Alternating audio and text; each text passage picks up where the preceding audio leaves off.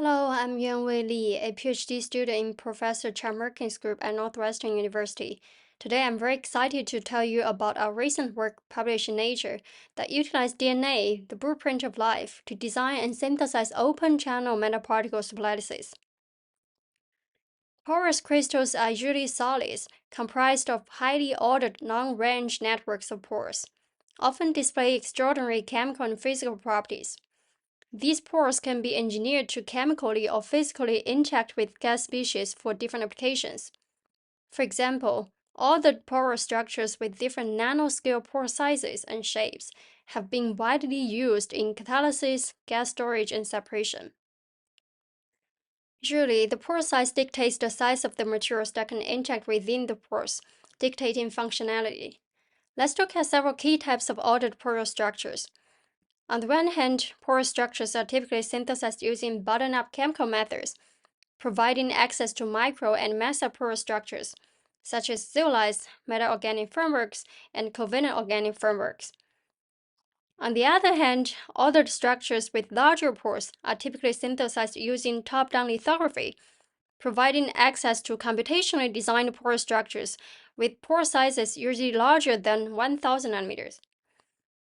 However, it's remarkably difficult to prepare porous crystals with customized pore topologies and pore sizes in the 10 to 1000 nanometer range. And an outstanding challenge is to make crystals whose pore sizes are suitable for the inclusion of materials in this size regime. Colloidal superlattices assembled from nanoparticles are great candidates to create structures with pore dimensions on this length scale, because nanoparticle size is highly tunable from 10 to 1000 nanometers. To study and control the organization of nanoparticles, a stepwise bottom-up approach is typically used. In our group, we are repurposing DNA, the blueprint of life, for creating designer forms of matter and specific crystalline forms. And the way we do that is to use single strands of DNA attached to particles to direct bonding based upon sequence complementarity to program preconceived crystalline architectures. Using colloidal crystal engineering with DNA, we now can make thousands of crystals spanning over 75 different symmetries, lattice parameters, and multiple habits. However, colloidal nanoparticles usually form dense and close-packed lattices without continuous pores.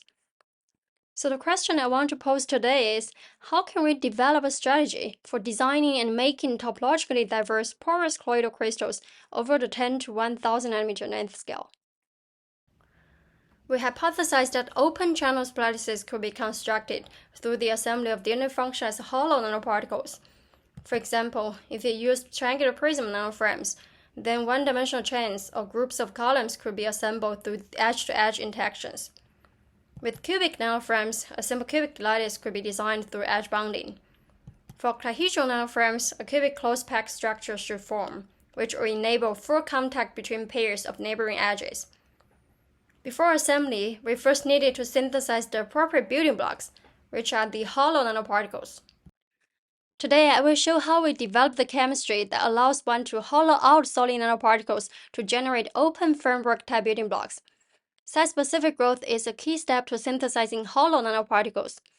Taking octahedral nanoframes as an example, when platinum is selectively grown on the edges of solid octahedral nanoparticles, one can selectively etch the middle gold portion to obtain platinum nanoframes. Gold can also be further grown on platinum to obtain platinum gold coshell octahedral nanoframes. For nanocage synthesis, it's a similar pathway, but with specific facet selective growing. Compared to nanoframes, some facets of nanocages are covered or retained. This pathway can be generalized to synthesize hollow nanoparticles of different shapes and sizes. The edge lengths of the particles can be easily tuned from 50 to 1000 nanometers. The frames can be as thin as 10 nanometers, and the thickness can be increased as needed, up to 800 nanometers. To assemble these hollow building blocks, we functionalize them with self-complementary DNA so that they can interact with each other through DNA hybridization. Then crystallization was performed by slowly cooling DNA functionalized hollow nanoparticles from high to low temperature. After that, the S-formed colloidal crystals are encapsulated in silica or stabilized with silver ions so that their structures can be determined. Using nanoframes and nanocages of other shapes, one can build open channel splices with different crystal symmetries. Long story short, we have built a library of open channel splices through the DNA-mediated assembly of hollow nanoparticles. First, here are two examples of one-dimensional channel structures, including one-dimensional columns and hexagonal lattices prepared from triangular prism nanoframes. Also, we have built several open channel structures in the cubic family, including simple cubic, body-centered cubic BCC, and cubic closed-pack CCP structures. Lastly, a loyal symmetry body-centered tetragonal BCT structure has also been assembled. As you can see from the SEM images, they are all high-quality crystals. These structures all have different channel shapes, sizes, or channel topologies. This strategy is universal, resulting in a much broader library of accessible open channel splices than what we show here. Due to the remarkable diversity of both building block shapes and crystal symmetries, we have unlocked a new opportunity in the field of colloidal crystals. That is the ability to rationally tune pore sizes in the range of 10 to 1000 nanometers and pore topologies. Here I'm showing a topological evolution diagram to give you a sense of how pores are interconnected in these different types of open channel splices. Each video shows the expanding empty spaces of the corresponding open channel splices on the left, growing from inside out. Specifically, the voids defined by the pores and channels are filled for visualization purposes. Essentially, these are the inverse structures to what we have created. Interestingly, these structures pose an important question. What can we learn from this new edge bonding system from a structural standpoint? We have summarized two design rules that emerged from this study, which will guide others interested in the inverse design of open channel splices with specific crystal symmetries and topologies. The first design rule concerns nanoframes that derive from space-filling shapes. For example, cubic, truncated octahedral, and rhombic dodecahedral nanoparticles are space-filling shapes, and they can be assembled into simple cubic, body-centered cubic, and face-centered cubic lattices respectively to fill the three-dimensional space. If we change the solid nanoparticles to nanoframes, these three structures are still very stable. Because in these two cases, maximizing area sharing maximizes edge sharing at the same time. This is consistent with the complementary contact model that was previously proposed for DNA-mediated assembly. The complementary contact model essentially states that the most stable arrangements of particles will be the ones that maximize complementary DNA interactions. So the first design rule is that when the hollow nanoparticles derive from space-filling shapes, they will assemble into the corresponding space-filling construction. What if the hollow building blocks are non-space-filling shapes? There are several pairs of solid polyhedra that co-assemble to fill three-dimensional space, for example, truncated cubes and octahedra. Based on our geometric understanding, truncated cubic nanoframes that derive from only one shape of this space-filling pair can assemble into the corresponding space-filling lattice, but with structural voids representing the missing shape of the pair. I highlight the octahedral voids in red here to help you visualize where the voids are.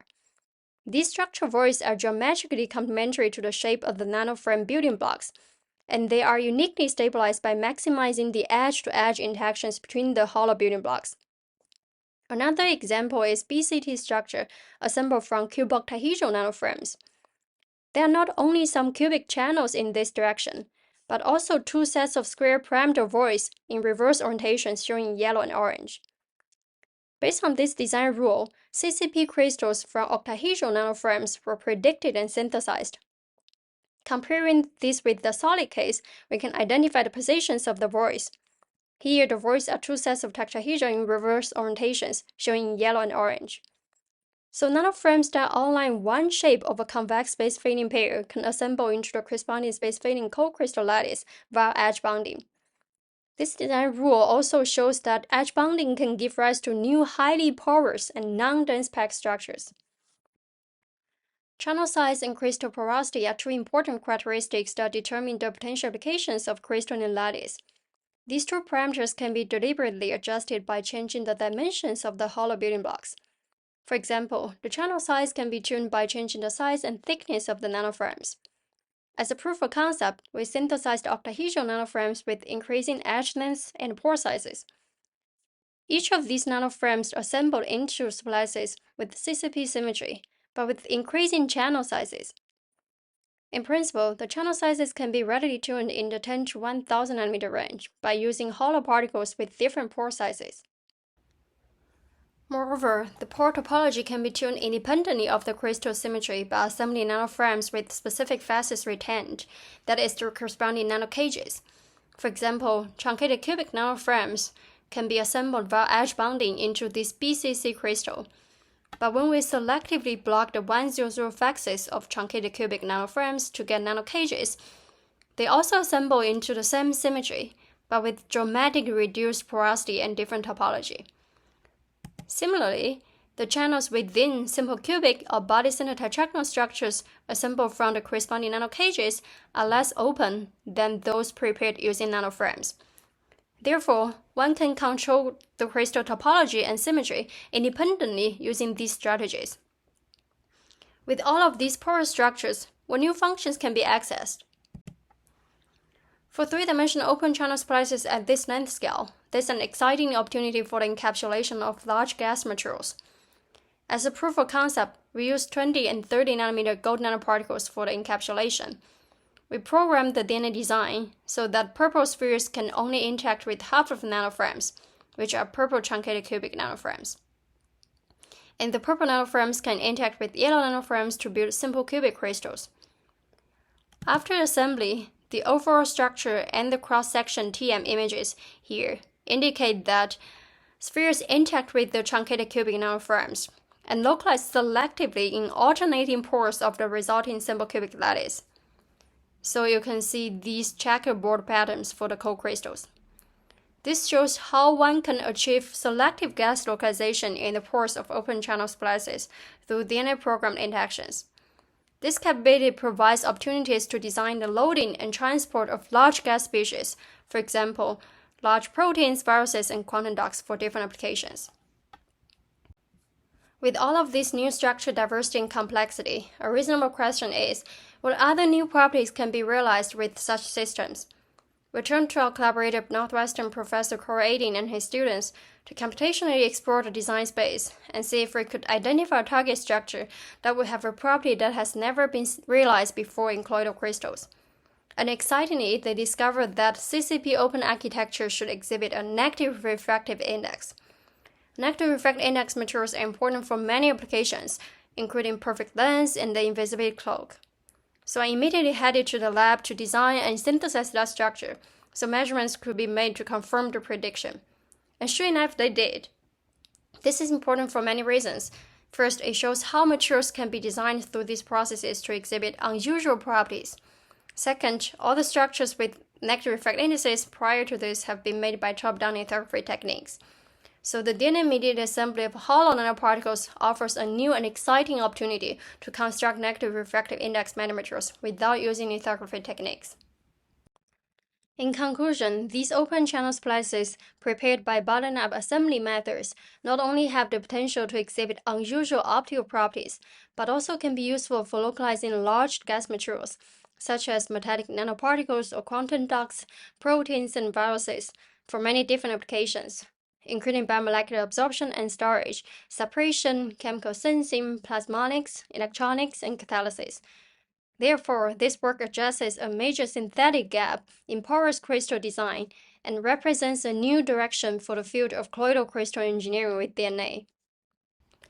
Finally, I want to conclude by thanking my advisor, Professor John Merkin, as well as Professor Corey Ading and Professor Vinaya Javid, along with their students and postdoctoral associates, who have helped at different stages throughout this work.